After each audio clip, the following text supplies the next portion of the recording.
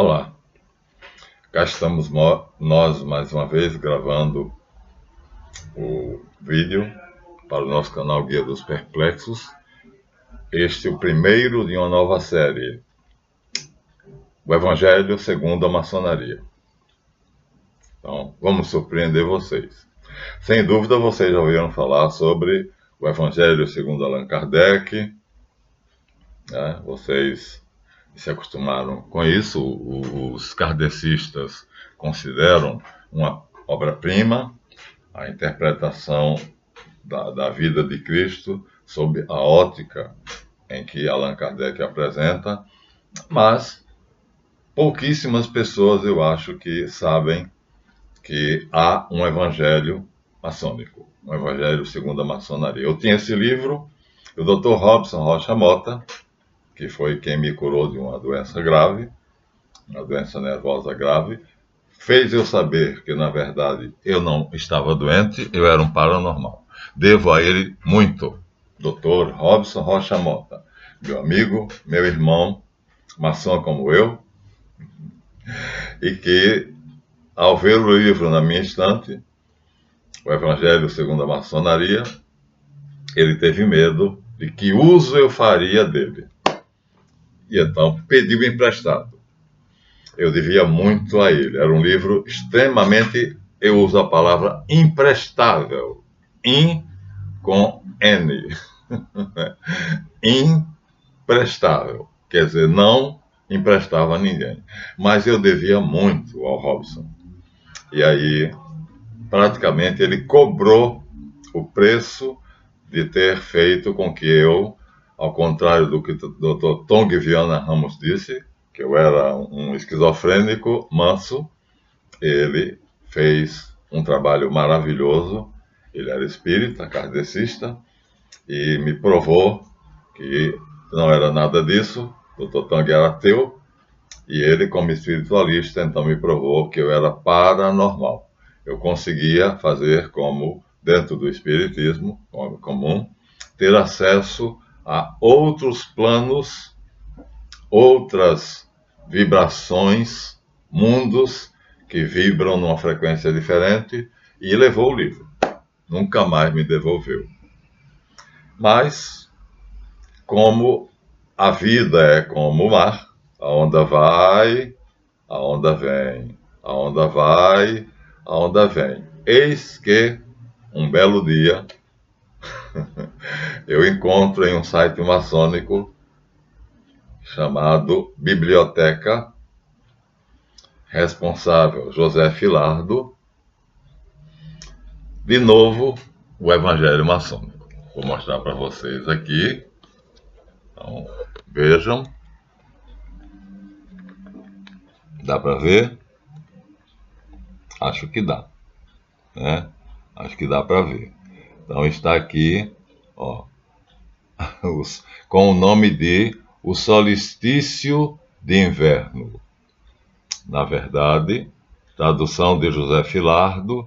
Então, vamos levar vocês a uma viagem pela história e lerei esse documento que está aqui, num salão maçônico de luxo, na cidade de Cosenza, na Itália. O irmão Diego Sardoni, da respeitável loja Sofia Perennes, número 13, a oriente de Cosenza, na Itália. Cosenza, cidade famosa pelas chuvas torrenciais, que quando é na época das chuvas ninguém pode sair na rua, é pior do que o Rio de Janeiro, fica debaixo d'água. Abismos de Cosenza, assim eu vi numa narrativa de um literato que escreveu uma página de jornal. Pois bem, aqui está. Com o título de O Solstício de Inverno, nenhuma pessoa vai achar que é o Evangelho segundo a Maçonaria. Mas, como eu tenho olho de Horus, aqui existe um chakra chamado Ajna Chakra, e, portanto, aqui tem uma coisa chamada entendimento, discernimento, é um dom de Deus. A luzinha acendeu, a luz vermelha acendeu. E eu, então, decidi ler este artigo que está com o nome de O Solstício de Inverno, tradução José Filardo, pelo irmão Diego Sardoni, da respeitabilíssima loja maçônica Sofia Perenne do Grande Oriente de Cosenza, na Itália. Vou mostrar mais uma vez, aqui agora botando numa posição da luz, para que vocês vejam bem. Tá vendo? Pois bem, aqui está o Evangelho segundo a maçonaria. Então, não existe só o Evangelho segundo Allan Kardec, desculpem. Aqui está o Evangelho segundo a maçonaria. Vamos ver como é que é? É muito diferente do Evangelho que vocês conhecem, os Evangelhos canônicos. Vamos ver. Então, vamos ler. Os antigos romanos, aqueles nossos antepassados que haviam eleito a urbe, quer dizer, assim que os romanos chamavam a cidade grande, como centro da sua vida social e política, mas sobretudo religiosa, usando o dia do solstício de inverno, 22 de dezembro, exatamente, estamos há 13 anos dessa conferência, dada em um salão maçônico de grande luxo, porque aqui nós estamos com a elite da maçonaria. Então, todos que estão lá têm uma insígnia extremamente famosa, está aqui, né, que é o símbolo do Supremo Conselho. Então, todos estão lá.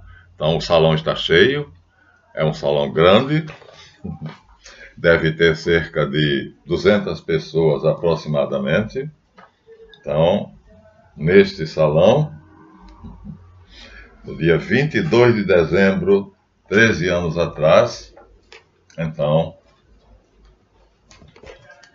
desta mesa que está aqui, com cerca de, evidentemente aqui não havia, esse espaço não estava vazio, foi preparado para essa conferência, então cerca de 300 pessoas estavam em algo semelhante a isso aqui, e o irmão Diego Sardoni agora vai explanar o que nós vamos ler para vocês.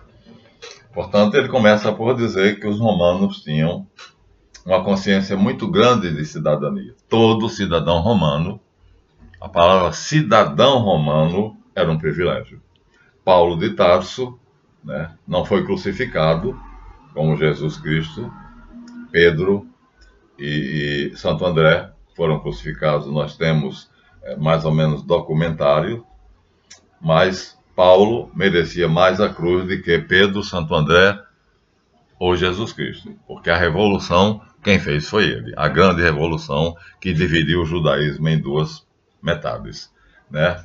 Judeus e seguidores do caminho, que era assim que ele chamava Jesus Cristo. Então, o Paulo invocou a justiça romana quando foi julgado e condenado à morte.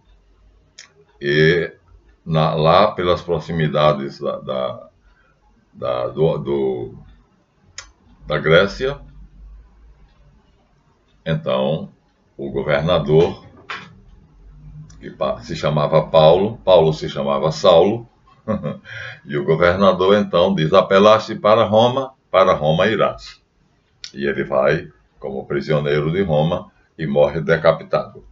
Era uma morte honrosa. Então a cabeça rola, o corpo fica separado. Por quê? Porque ele pregava algo diferente do que está aqui. Aqui nós temos, portanto, né, a concepção totalmente oposta àquela que Saulo de Tarso, depois Paulo de Tarso, dizia. E ele era cidadão romano. Portanto, ele se incluía aqui. Ele via a urbe, a grande capital, Roma, como sendo o centro da vida social, política e religiosa. Eram educados. Então, ou em Roma, ou se era educado, quer dizer, em Roma não, o cidadão romano ou era educado, ou então trabalhava no comércio, na indústria ou na lavoura. Havia a divisão em classes. E havia leis que regulavam justamente essa diferença de divisões, dando direito. Os romanos tinham um ciúme muito grande do direito, né? Nós herdamos o direito romano.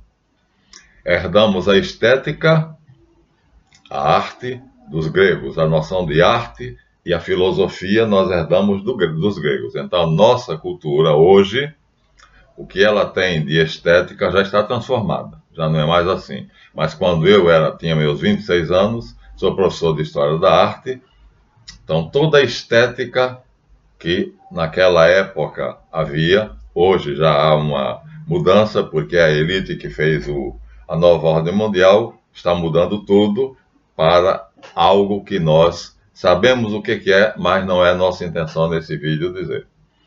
Então, Paulo, que assumiu o nome do governador, trocando Saulo por Paulo, era um cidadão romano, tinha, portanto, um privilégio, por isso não foi crucificado, e considerava uma capital grande como Roma, no caso Rio de Janeiro, São Paulo, o centro da vida política, social, mas sobretudo religiosa. Naquela época, a religião era o centro. Por isso, o templo era o lugar mais importante da cidade, da urbe. Em Roma, era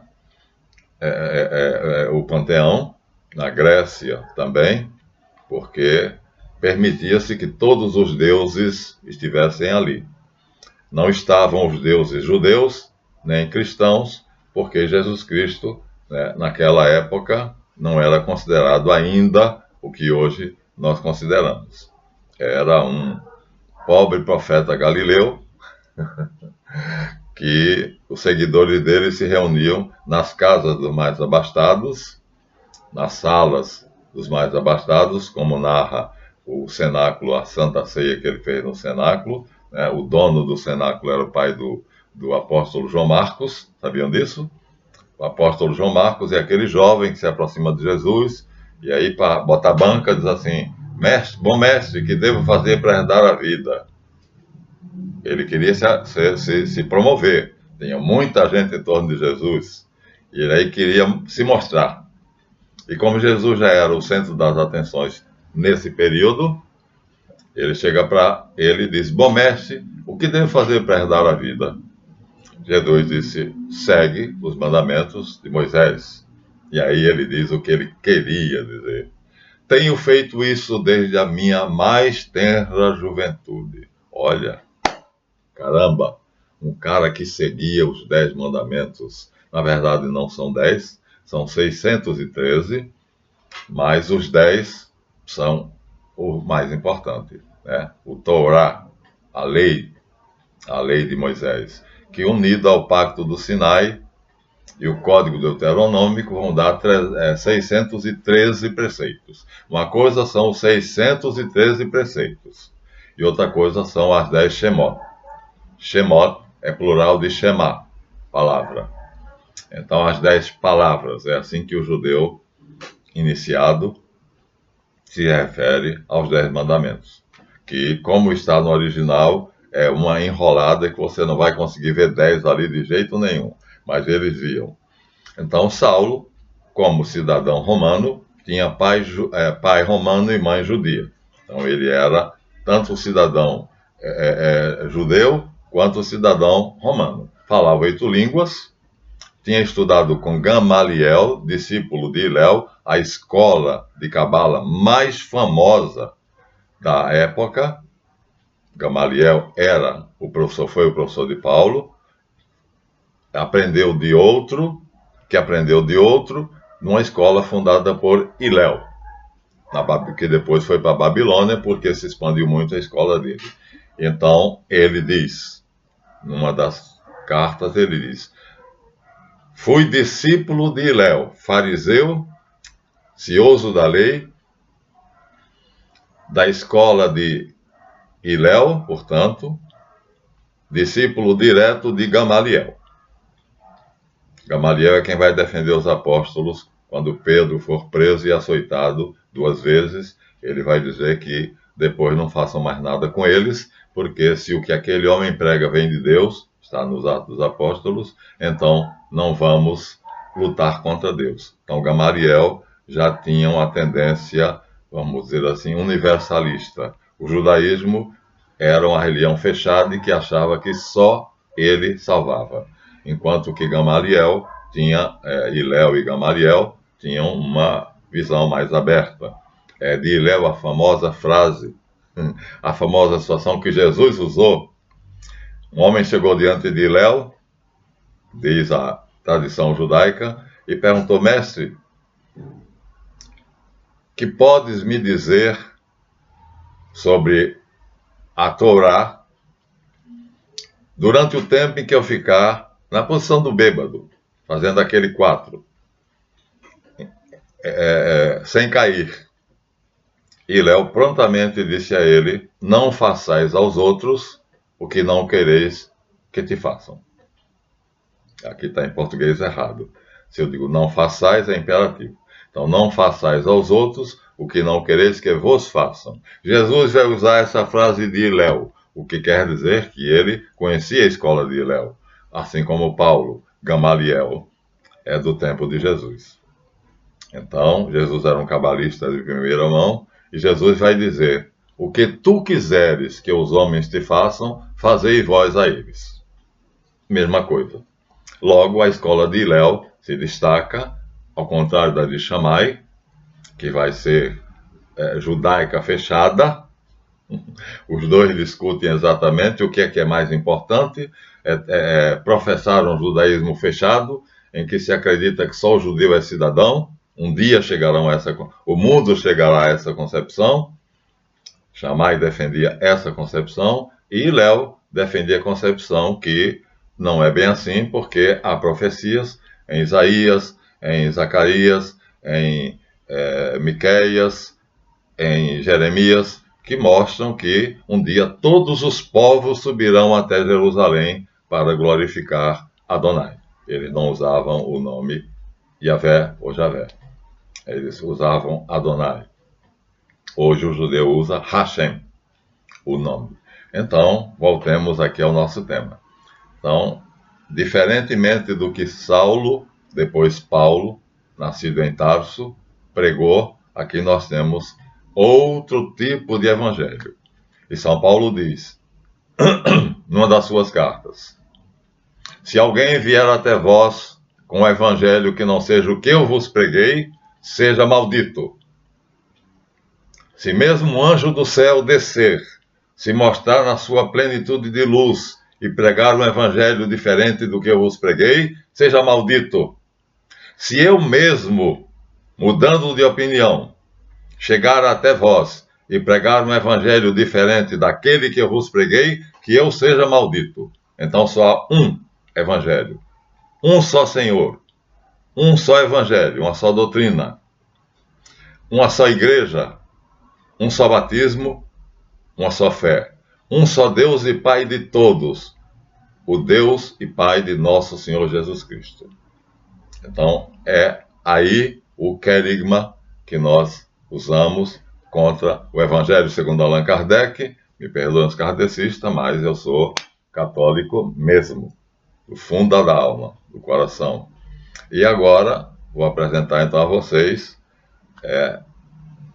na continuidade, então, Paulo de Tarso, era um daqueles que consideravam o templo o centro de vida da polis, da cidade, ou da urbe, na Roma, tanto no panteão grego quanto no panteão romano. Quer dizer, o templo que abrigava todos os deuses, mas não tinha ainda Jesus, porque contra aquilo que o grau 15 da maçonaria ensina, Jesus não estava ainda entre os grandes personagens da época. Mitra, Orfeu, Dionísio, ele não estava nessa galeria. No grau 15 a maçonaria faz você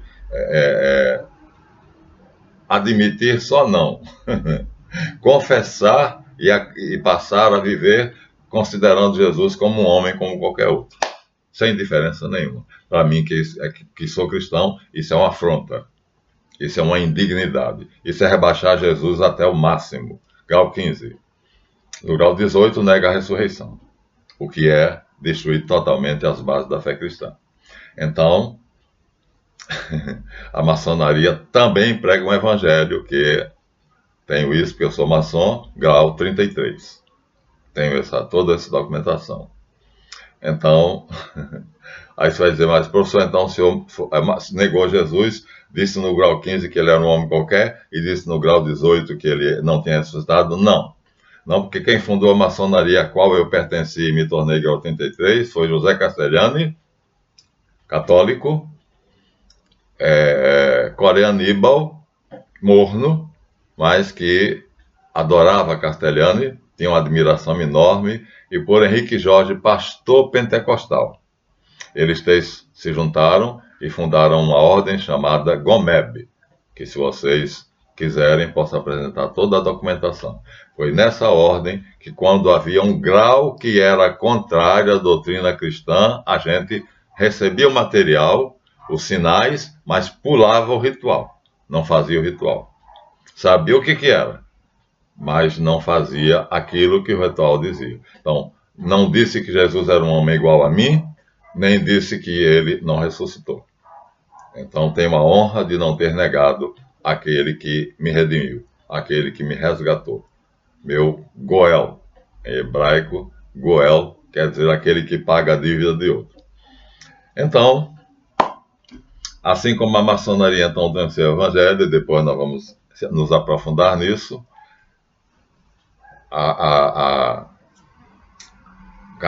o Espiritismo também tem, e vamos agora, então, deixamos Kardec para lá, e vamos então. Paulo, então, teria essa mentalidade, né? A urbe é o centro de tudo, mas principalmente, vamos dizer assim, dos cidadãos. Se não é cidadão romano, então não vai ter essa noção, porque não tem educação devida. Quando usando o dia do solstício de inverno como data base, nós ainda hoje usamos, vai acontecer agora, o Natal, dia 22, era o dia deles. Nós comemoramos dia 24, por outras razões. Não vamos aqui entrar no mérito, mas era no dia 22, então já teria passado, o solstício de inverno já teria passado, 22 para 23. Nós vamos comemorar de 23 para 24. O Papa determinou que seria assim e passou assim. Então, utilizavam para celebrar a festa aquilo que ele chamava Dies Natalis Solis Invictus, ou seja, dia do nascimento do Sol Invencível. O Papa percebeu que Jesus Cristo era o Sol Invencível. Não Mitra, não Baco ou Dionísio, não Orfeu e nenhum outro. E aí, no lugar desses, ele substituiu esse dia, e aqueles que o celebravam já eram cristianizados, aceitaram por Jesus Cristo, nosso Senhor e Deus. Aí ele passou a figurar na galeria dos grandes. Mas nós estamos aqui com uma pessoa que não pensa assim. Vamos seguir o raciocínio dele com as devidas observações. Então, o Natal está aqui. Dies Natalis Solis Invicti significa dia do nascimento do Sol Invencível. Tá? Então, depois de amanhã, nós estamos nos preparando aqui, no pequeno lugar onde eu moro, pequeno condomínio. Os meus irmãos maçons mais abastados dizem, não diga que você mora numa vila, diga que você mora num pequeno condomínio. Por quê? Porque a palavra condomínio já é um sentido pejorativo. Desculpa, a palavra vila tem um sentido pejorativo. Usa condomínio, que é uma coisa mais tchan. Para mim, tanto faz. Então, no meu pequeno condomínio ou vila, então vamos celebrar daqui hoje é quinta-feira, amanhã é sexta, então de sexta para sábado será celebrado o Dies Natalis Solis Invicti, que era celebrado em Roma do dia 22. E é sobre isso que ele vai falar. Então, recorrendo a essa festa cíclica, que acontecia todo ano, porque era a alternância das estações, saía-se do outono para entrar no inverno, hemisfério sul. Aqui no hemisfério norte a gente sai da primavera para entrar no verão. Então, se fosse aqui, se o irmão Sardone morasse no Brasil, ele diria o solstício de verão. Então, são 2 solstícios, inverno e verão, e 2 equinócios, primavera e outono. Então, aqui nós estamos no solstício de verão no Brasil e no solstício de inverno lá nos Estados Unidos e nos países do Equador para cima. Então, baseados nessa festa, que é uma alternância das estações, nós vamos pregar para vocês aquilo que é, estou lendo o documento, vocês depois direi onde vocês podem encontrar, e uma festa que cada povo que morava em Roma estava presente para celebrar o nascimento ou de Mitra, ou de Dionísio, ou de Orfeu, ou de Zoroastro, ou de qualquer Messias. Depois esse Messias, uma vez reconhecido que era Jesus, então está aqui, vou mostrar para vocês o início do texto. Está aqui o início do texto com o selo maçônico, foi o que eu li. Vamos continuar? Vamos. Então vamos mais um pouquinho para frente. Vamos girar mais um pouquinho. Aqui é só a introdução, né, minha gente? Só li a introdução. Agora vamos continuar. O sol divinizado vinha supostamente em vida minguante do solstício de verão até o inverno, e em vida ressurgente do solstício de inverno para o verão. Eles ligam, portanto, a vida de Jesus ao fato das estações do ano.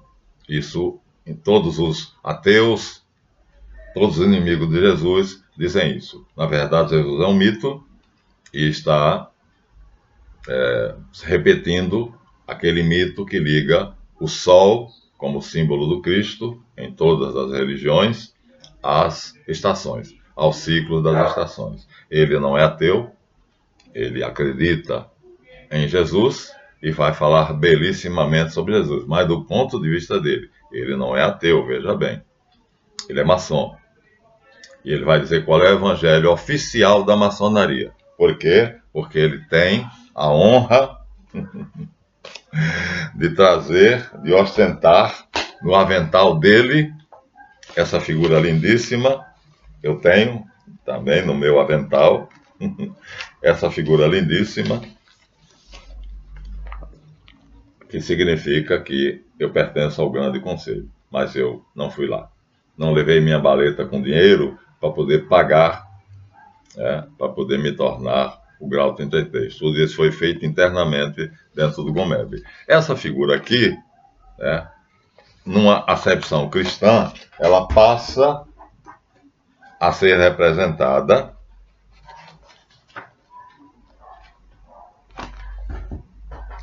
com um ligeiro acréscimo. Esse ligeiro acréscimo, para nós, é muito importante. Aqui está a carteirinha maçônica de um dos nossos membros antigos, vou tampar o retrato dele, GOMEB. Aqui não, aqui já é Maat. O GOMEB, quando o GOMEB foi transformado em Maat. Mas, então, aqui nós temos uma carteirinha, estou tampando o retrato de maçom. E aí aquela águia bicéfala, símbolo do grau 33, ou seja, de um homem que pertence ao grande conselho, tem aqui embaixo 4 letrinhas que choram de dor, INRI. Nós achamos que é Jesus Nazareno, Rei dos Judeus. Não. Para eles é Igni Natura Renovatur Integra. Traduzindo, pelo fogo toda a natureza será renovada. Pelo fogo quer dizer, pelos processos físico-químicos, de combustão e mudança. Então, INRI, que está na minha cruz ali, que eu vou depois mostrar para vocês. Então, aqui, abaixo da água bicéfala, está, na verdade, está, mas não significa Jesus Nazareno, Rei dos Judeus. E porque, tanto no hebraico quanto no latim, não havia a letra J. A letra I era lida ora como I, ora como J, dependendo do falante, do nível da língua que ele falava. Então, aqui está a águia maçônica, quer dizer, o símbolo do membro do Grande Conselho, portanto, que sabe o evangelho maçônico, como eu sei, que sabe que é diferente do evangelho canônico cristão, portanto, não é o nosso evangelho do cristianismo, mas que tem certas coisas que para o otário vai achar que aquele que ostentar no avental esse símbolo, aqui está em preto e branco, com essas palavras lindas aqui embaixo, é um cristão autêntico, legítimo, que considera como os maiores próceres do cristianismo o Águia, que é João, evangelista, mas que foi discípulo de João o Batista, e são os dois coroados. Assim é interpretada a águia de duas cabeças. Então, uma cabeça da águia, a águia de qualquer maneira representa aqueles que tiveram a visão de Jesus como sendo Cristo, são representados pela águia, né? Marcos é representado pelo leão, Mateus é representado pelo homem, e Lucas é representado pelo boi. Então aqui nós temos a representação de João, mas como aqui dois Joões, João Batista e João Evangelista. João Evangelista foi discípulo de João Batista. Ambos estão aqui sendo honrados, sendo coroados, e numa figura só, né? É bom que se diga que João Evangelista é o patrono universal da maçonaria, e aqui o personagem que João Evangelista anunciou. No princípio era o Verbo, e o Verbo estava com Deus, e o Verbo era Deus. Enarque no logos, kai logos en proston theon, kai theos en logos. Aqui está o símbolo do personagem, quer dizer, as iniciais, e que o outro batizou, tornando-o sacerdote. Porque quando as igrejas cristãs terão que um dia confessar que o batismo de Jesus não foi uma coisa sem importância, foi a elevação dele, da tribo de Judá, ao sacerdócio da ordem de Melquisedeque. Pois como membro da tribo de Judá, jamais ele podia ser sacerdote, só se fosse levita. Então o batismo de João era, segundo os essênios, a introdução no sacerdócio da ordem de Melquisedeque. Então, tudo isso foi lindamente representado aqui. Uma das cabeças é o que o batizou.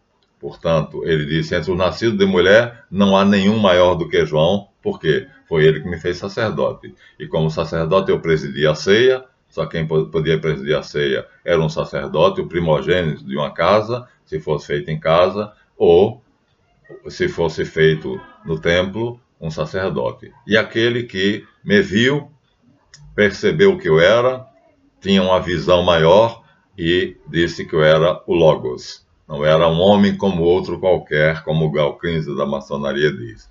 E aqui, então, aí o que não sabe, aquele que não sabe, vai achar que está escrito Jesus Nazareno, Rei dos Judeus, como está na minha cruz ali.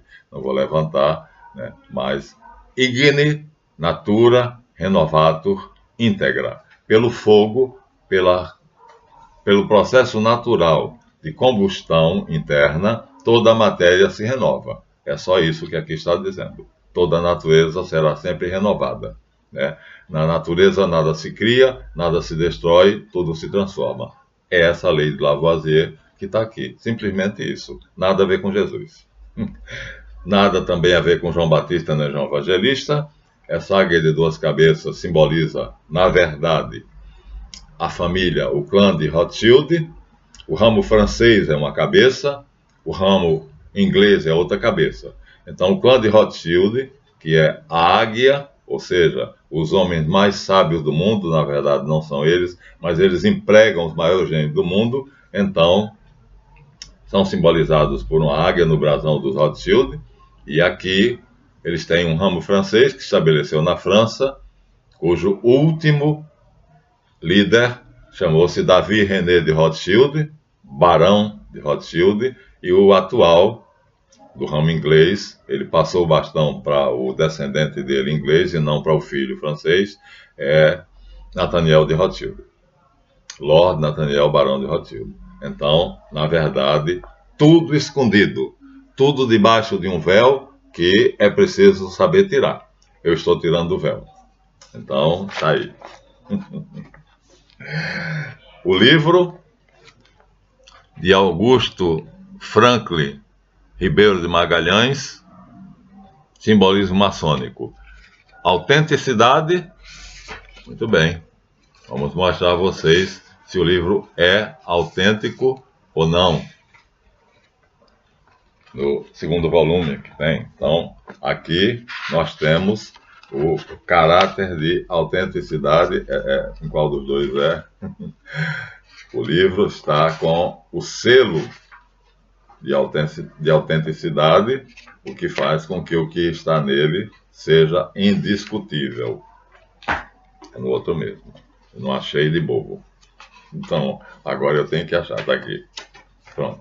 Está aqui o decreto do Grande Oriente do Brasil, dizendo que aprova o que está escrito nesse livro como sendo o ensinamento oficial da maçonaria. Grande Oriente do Brasil, Soberano Grão-Mestre-Geral de Goiás, ao Grande Secretário de Cultura e Orientação. Temos o prazer de submeter à vossa apreciação o livro anexo de autoria do poderoso irmão Augusto Franklin Ribeiro de Magalhães, e aqui ele está assinando o Fiat, cumpra-se. É curioso, isso é chamado de imprimato. Imprimato é a palavra da igreja, então aqui eles estão macaqueando, né?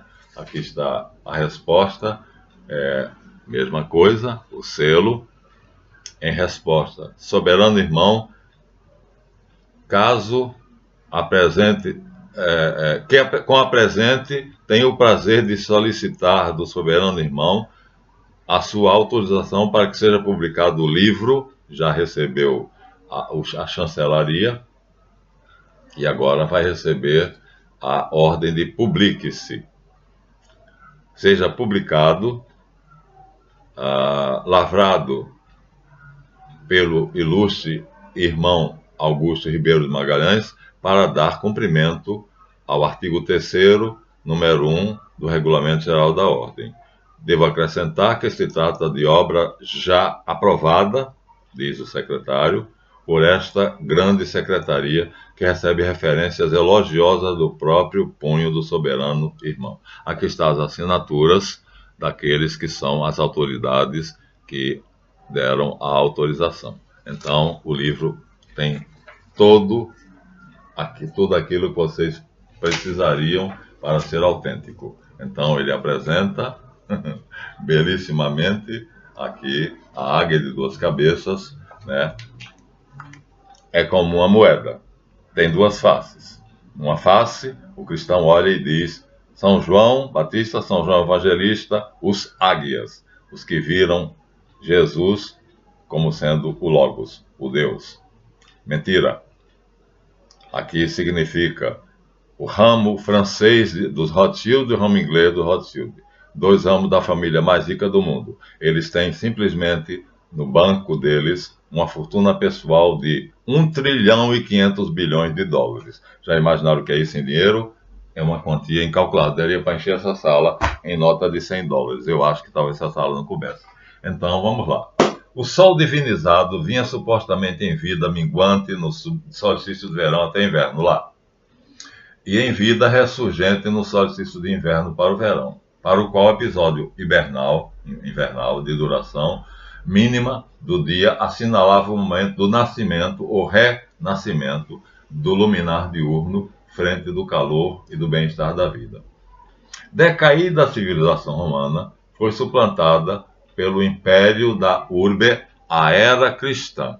Então, caindo Roma, o cristianismo substituiu. Foi Cristo quem destruiu o Império Romano, sabia? Não foram os bárbaros. Os bárbaros invadiram, mas acontece que foram vencidos pelo Papa Leão na famosa batalha em que ele chefia, ele vai à frente dos godos, dos francos e dos romanos, né? Então, Meroveu, rei dos francos, Aécio, general romano, e Alarico, rei dos ostrogodos. Então, os três se reúnem, cercam Átila e vencem. Então, a civilização romana vai ser destruída por quê? Porque o imperador romano se dizia Deus. E aí, quando eles conhecem, depois de 300 anos, 400 anos, foi 496 a data, que na verdade o imperador romano era cheio de vícios, tinha todos os pecados capitais possíveis, é só você lembrar Calígula, Nero e outros, e vocês vão ver o que é que esses homens tinham de Deus. Comparado com a vida de Jesus, então o povo deixou de se sentir na obrigação de morrer pelo imperador. Então, decaída a civilização romana, suplantou o império da urbe à era cristã. E o festival, celebrando o nascimento do sol, foi substituído pela festa do nascimento de Jesus. Acabei de dizer isso para vocês. Até aí, história. O inesperado renascimento do interesse geral pela manifestação humana de Cristo repete a pergunta habitual. Agora, velhas de 20 séculos, sobre os personagens históricos de Jesus. Ou seja, há perguntas que 20 séculos depois, agora nós vamos ter que responder. Então, por que é que Jesus substitui, no ano 496, na verdade, com Justiniano, o imperador Justiniano, declara o cristianismo religião oficial do Império Romano, mas Constantino, no ano 313, já tinha declarado que o cristianismo era a religião mais respeitável dentre todas, não oficial, mas a mais respeitável, e tinha construído o primeiro monumento cristão da antiguidade, que foi um templo, a Basílica de Latrão. Então, construída por Constantino. E aí agora ele diz: o inesperado renascimento do interesse geral pela manifestação humana de Cristo repete as perguntas habituais, agora passados 20 séculos, 2000 anos, sobre quem é Jesus Cristo historicamente. Vamos continuar no próximo vídeo. Então, aqui foi apenas a introdução, será o primeiro vídeo, a série será o Evangelho segundo a Maçonaria. Obrigado por terem assistido, deem o seu like, o canal está crescendo rapidamente, em 15 dias tive 18 inscritos, de 80 visualizações, 40, 70, 80 que era o máximo, agora nós estamos tendo 330, então acho que estão descobrindo que a gente fala a verdade, fala aquilo, ou seja, a elite está descobrindo que o canal do professor Marlanf fala a verdade, diz tudo sem medo da mentira e sem medo do poder. Por isso fui censurado pelo YouTube e fiquei 15 dias na geladeira. Então só continuaremos na próxima, mas continuaremos. Ele aqui fez apenas a introdução, porque aquilo é histórico, todo mundo já sabe. Dentro de um salão belíssimo, né? Esse salão belíssimo é a loja, né, de Cosenza, uma das lojas mais imponentes, mais importantes, e que vai reunir cerca de 200 a 300 membros do Supremo Conselho, que são os únicos que sabem disso. O resto dos maçons não sabe. Então, se você disser isso a um maçom comum, ele vai dizer que você está inventando uma coisa que não tem nenhum sentido. Falta um minuto. Mas, coitados, vão interpretar de acordo com o que a maçonaria diz, mas eu tenho a chave do meu sonho lá com o Dr. Lessa. Então, estamos acabando o vídeo, vamos começar, portanto, essa nova série. Não sei quantos capítulos vai durar, mas vai ser porrada, para valer. E aí, a não ser que o YouTube censure e não faça, não publique. Mas eu vou tentar postar. Se não for censurado, então vocês vão ter todo o Evangelho segundo a maçonaria. Ademã, que eu vou em frente.